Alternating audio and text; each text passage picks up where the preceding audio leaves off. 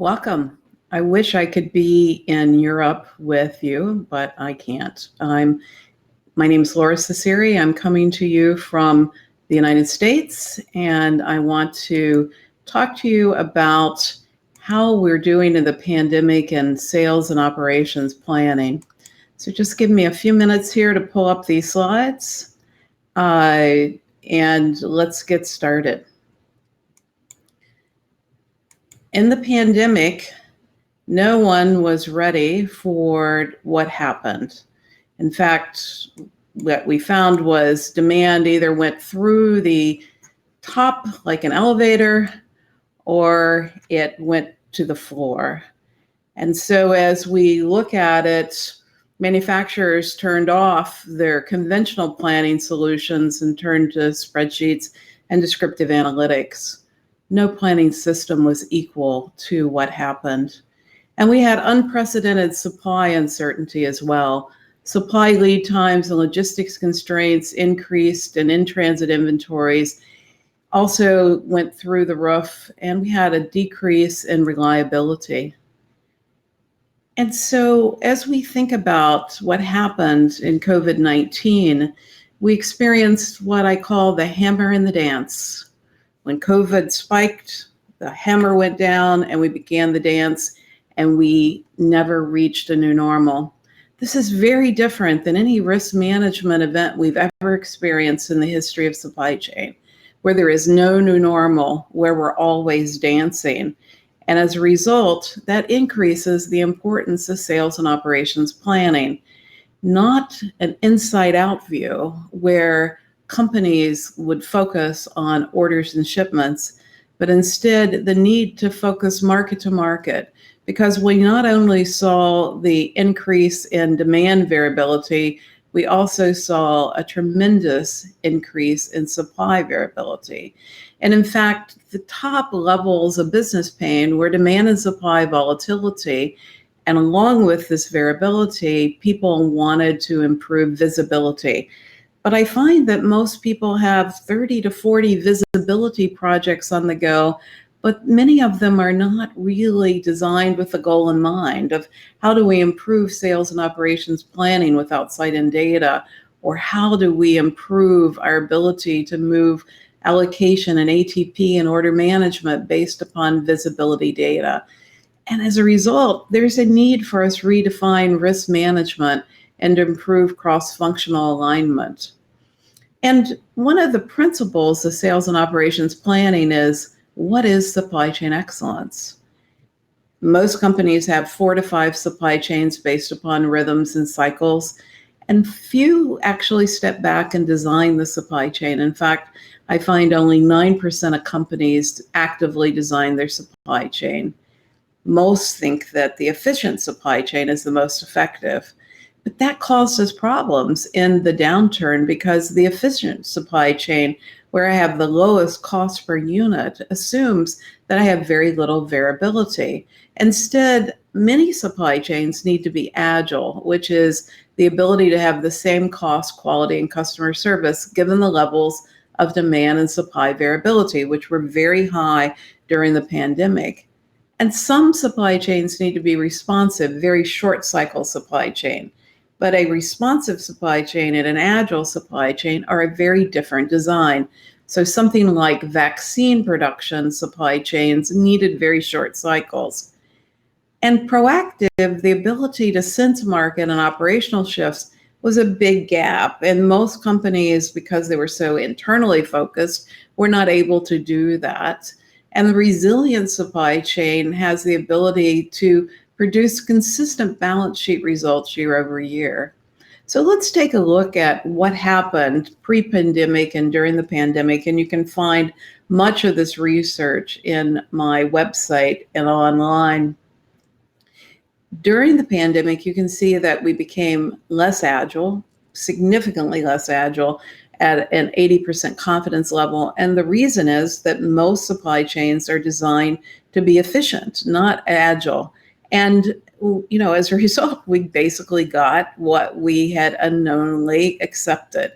Most supply chains became significantly less proactive, significantly less responsive, and we see the results in the balance sheets. So the first question in sales and operations planning should be, how many supply chains do I have? And how do I design the supply chain to be able to have the right response?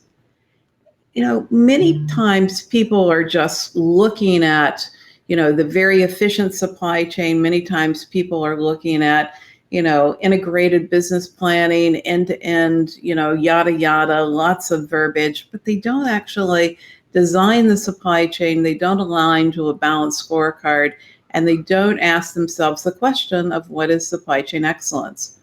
The good news in the pandemic is that people became more collaborative within the organization. Over the last decade, we've seen that the gaps between operational teams and IT teams have grown larger, and the gap between the sales and commercial teams has grown larger. But as we turned off our technology and we focused on what we were doing on sales and operations planning and how we work together, we became far more collaborative. So what are people doing as next steps? Well, they're looking at what if scenarios, they're looking at end-to-end visibility, they're redesigning the supply chain for a more diverse and local supply, and they're looking at how can I improve what I'm doing to have less cycles. Another project that we're actively involved in is a project called Project Zebra. And in Project Zebra, what we're doing is asking the question, since our technologies were not ready for the pandemic, and since we weren't able to really balance end to end, because there's no place to put market data in conventional systems, how can we redesign to build better for the next pandemic, because it's going to happen? So in Project Zebra, we're asking the question of, can supply chain leaders change their stripes? Instead of talking about meaningless yada yada of end-to-end supply chains, integrated business planning to financials, can we move market to market? Can we drive bi-directional orchestration? Because today, what we find is that most sales and operations planning projects become more like a cesspool within the organization. We tightly integrate the budget to supply chain, and the only thing that a sales forecast and a financial forecast and a supply chain forecast have in common is the word forecast. But if we could be outside in, if we could use channel data, if we could use weather data, if we could use unstructured text like rating and review data, if we could use telematics and supply data and be able to better collaborate with suppliers, we could bi-directionally orchestrate the sales and operations planning signal. And that is what Project Zebra is all about. And you can follow Project Zebra on LinkedIn, and we have a newsletter. And what we did, and I was just basically fed up in the pandemic because most of the technologists were talking to me about the same old technology. And I'm like, it's just not fitting the need for the pandemic. So we formed a cross-functional team of 4 academics, 9 business leaders, 2 technologists, and we started working on how could we redesign outside in.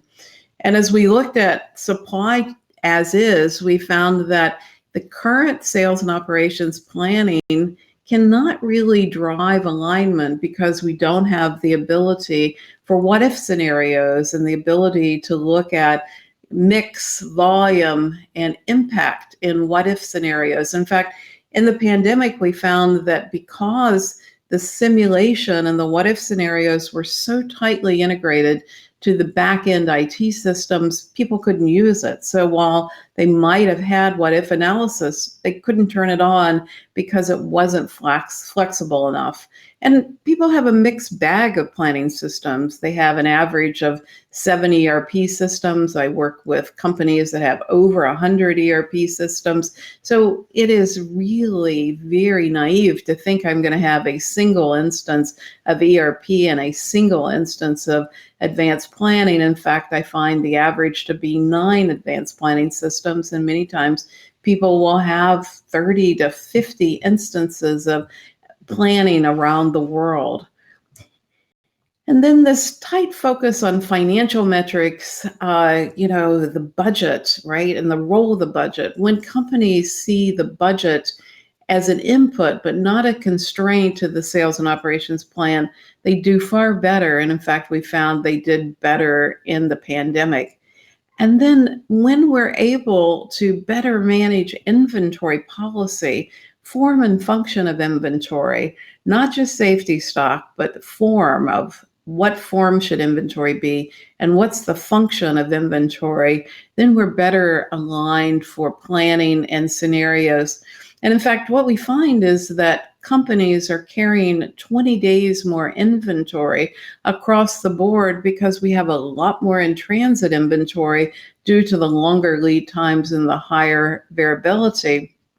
And so design of the supply chain and sales and operations planning becomes critical to be able to align inventory to absorb the variability. And inventory has not been proactively managed. In fact, what we've had is an increase in payables to kind of hide the sin of not being able to manage inventory. And demand, we've got a lot of issues in demand as we currently have it designed. Accountabilities are misaligned. Many times people have planners with an average tenure of 2 years with the company, and we're asking them to drive decisions around demand planning and sales and operations planning without experience and without influence management. And as a result, we are not able to really drive improvement. In fact, 95% of the companies, when I go in and I look at forecast value added and I look at what is the value of the current demand planning systems, I shake my head because many are not adding to value. In fact, they are adding to error. And a lot of that is caused by, focused efforts for sales forecasting where we're increasing error or bias, or just accepting what marketing says in a new product launch, despite the fact there's 70% error, and not aligning to market. And because people can align to market, and the process latency, the time from consumption to an order has grown over the last decade by almost 75%. And so as a result, the order is not a good signal for demand. And we don't have good flow between horizons and lots of organizational politics. In fact, we should think about demand as a river, and we should think that our traditional look at planning is like an old-fashioned Polaroid picture and not a good one. And so as we think about the evolution in Project Zebra and the evolution of technology, we need to think about planning as a weather map with what-if simulation and the ability to embrace what I'm going to call the river of demand. The river of demand starts with the customer's customer and flows to the organization, and we should be able to look at the river of demand and the impact in sales and operations planning and simulation and demand sensing and demand translation for manufacturing.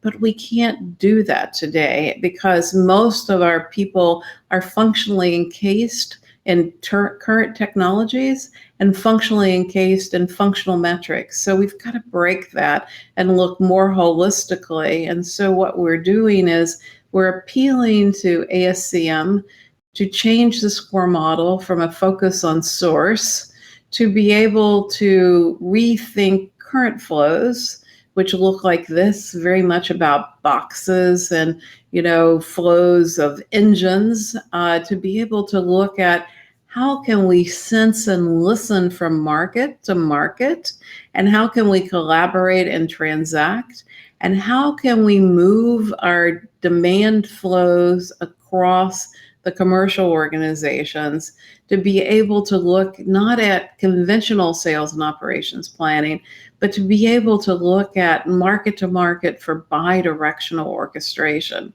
and to be able to look at alignment across the organization, to be able to see real time and also tactical horizon views of the balanced scorecard. Because only 29% of companies can see total cost on a need as speed of business, and only 2% can see margin. So most of the time we are operating within functions and not able to align and not able to design the flows to be able to drive the plans. So as we think about the evolution of sales and operations planning under this proposed new model, which we hope to have approved in the next year, we're going to be able to look at how do we do bi-directional orchestration, market to market, and in that process, sales and operations should become more available with market data, with a market knowledge graph, which is a continual governor around sale, deliver, make, and source to gauge the success of the plan. And market-driven demand management would translate market signals across the organization to allow companies to see baseline and market potential and to evaluate the forecastability of the signal based upon coefficient of variation, very different approach, and then to have demand visibility across the organization by role with configuration, and then a digital twin to help move sales and operations planning by planner with a role in the sandbox, and to eliminate bullwhip and to automate rules.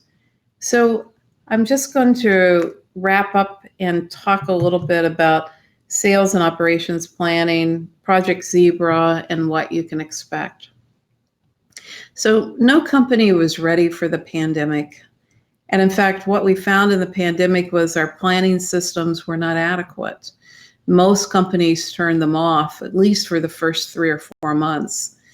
And we were not able to really drive a what-if analysis or a simulation to be able to look at market data. And so how can we say we have best practices? How can we basically put our chest out and talk about, I'm building an end-to-end supply chain? Because we didn't do it, and it's an opportunity for all. What we've got are very isolated optimization boxes that don't really tie to policy and don't really tie to markets. And so we need to rethink the past. We need to unlearn the past to rethink the future, and it's an opportunity for all. And I think to be able to break the issues that we have with sales and operations planning, if you follow my research, you know that over the last decade, that the success and the progress in S&OP has gone backwards. Companies are less satisfied with their sales and operations plans today than they were in the large recession of 2007. And it's largely because we have tightly coupled the planning systems to transaction systems and become much more inward focused versus outward focused. And we're not clear on the role of the budget. When companies are tightly integrated to the budget, they're less satisfied with their sales and operations plan, and it is less effective in the management of inventory. So in this new work that we're doing, and I would encourage you to follow it on LinkedIn, we'll be doing a webinar in June. What we're testing is the translation of market data to improve sensing and to be able to allow us to see market potential or baseline and to understand the elasticity of demand without demand latency, which I think could be a great opportunity, particularly in the global supply chain where demand is much longer. And what we want to do is build with the goal in mind, right? To imagine the supply chain from the customer back and to focus on not just functional silos with functional metrics, but to be able to see how we're servicing the customer with a balanced scorecard and the impact of sales and operations plan on the balanced scorecard. Ask the question of, how good is my plan? How am I doing against my plan? What are the opportunities and what are the risks? And what do I do differently? Because today we basically load the plan, we load sales and operations planning, but we don't ask ourselves, how effective is my plan? And what were the opportunities and the risk in sales and operations planning execution? And how do I learn from the future to be able to build better? So my name is Laura Cesari. I'm not a consultant. I'm an industry analyst. And consultants know the answers, and industry analysts try to help people with formulating the question.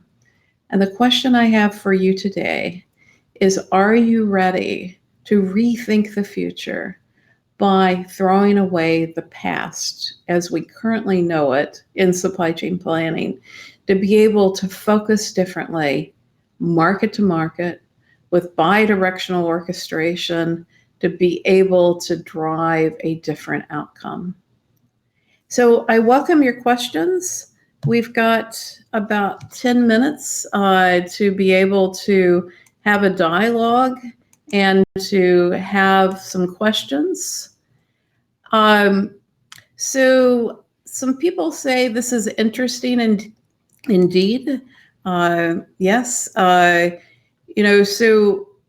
we think about, the planning systems that we have today, we've been so focused on optimization that we have not linked our outcomes of optimizations to rules and policy. And, when you think about the rules of the supply chain, whether it's inventory matching, allocation, ATP, we're doing that by brute force. We're not really driving market to market, and we're not looking at the increase of demand latency. So I have a couple of other questions. One is, when do I expect Project Zebra and the work that we're doing on testing cognitive computing and graph-based technologies and how they're going to feed to software bots? When do I expect that to be done? And the improvement to sales and operations planning? It will be at least a year and a half. We're applying to ASCM for changes in the SCORE model. Don't know if those will be approved, which will kick off a technical committee and a call for technical approval. And that will probably take a year. And then the testing of the new forms of cognitive computing to be able to look at market potential and to be able to translate the signals will take a while. And we'll be testing it in the summer, and we'll have results in September, and that we will forecast through our new engines and share with the groups, and expect a webinar in June, a webinar in September, and then we'll kick off a second phase of Zebra 2, because we just really want to change. We're stuck.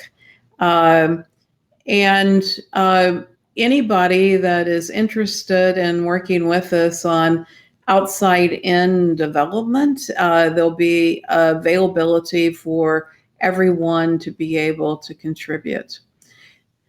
So I also have a question of, why do I think that sales and operations planning success decreased in the last decade? And I think it's because organizations became bigger through mergers and acquisitions. They became more global, and there was a lack of definition of supply chain excellence. In fact, many times people will send me their presentations and they'll say, I want an end-to-end supply chain that's efficient, agile, and responsive. And I say, when I laugh, you don't know supply chain if you're asking me for this, because the choice between agile, responsive, and efficient should be a choice, and the supply chain should be designed. And we need to be able to recognize that we have 5 to 7 supply chains, each with different rhythms and cycles, that need to be optimized and aligned.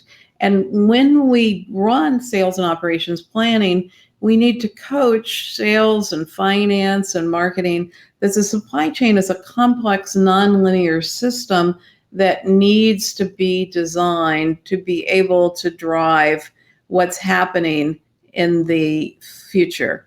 The second question is, sales and operations execution to sales and operations planning. Only 1/3 of companies actively manage sales and operations planning to sales and operations execution. And one of the issues is that people just aren't clear how to do it.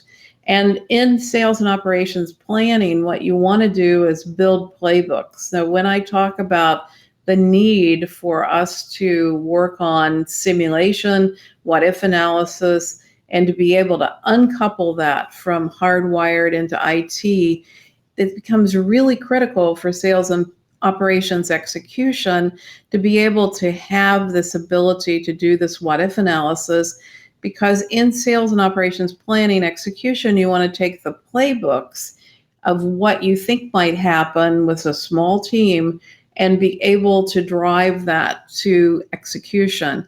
The most effective group that I ever saw do this was at Eli Lilly.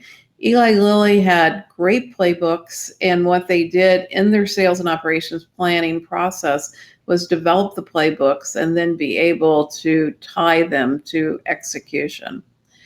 So I want to thank you for coming today. I encourage you to follow the work on Project Zebra, and I will be glad to answer any questions on LinkedIn for anybody that has them. Let's just think about the pandemic was a wake-up call for most. It's an opportunity to build better. We shouldn't let a good crisis go to waste. And so I encourage you to design your supply chains, to align your supply chains, build form and function of inventory, actively work on simulation, pressure your technologists to build market-to-market capabilities, and most important, unlearn from the past to relearn, to rethink the future. My name is Laura Ciceri. Thanks for joining me today. I look forward to continuing the conversation on LinkedIn.